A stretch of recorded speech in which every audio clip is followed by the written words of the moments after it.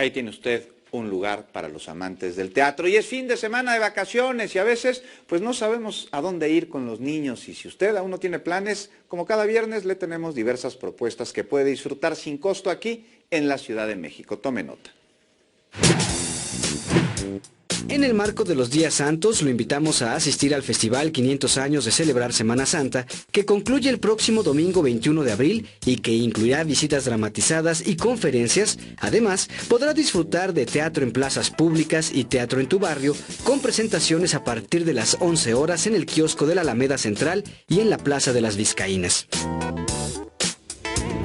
Y siguiendo con los festivales, no se puede perder el último fin de semana del Festival de la Cartonería en su 7ª edición en la Alameda de Santa María la Ribera. Más de 50 artesanos procedentes de la Ciudad de México, Estado de México, Querétaro, Guadalajara y Morelos se darán cita. Mañana sábado de Gloria se hará la popular quema de Judas con el arte pirotécnico de Carlos Arredondo Torito. Mañana es el último día del Tianguis Turístico de Milpalta, así que si quiere disfrutar de alimentos típicos, actividades artísticas y culturales, talleres, exposiciones y demás atractivos, no dude en visitar el pueblo de San Pedro Atocpan este sábado. Pónganle humor a su fin de semana con la exhibición de caricaturas de Mario Moreno Cantinflas, que el día de mañana cumple 26 años de haber fallecido.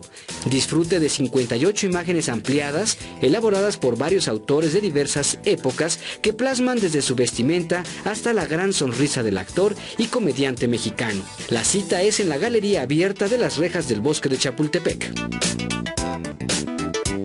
21 Noticias.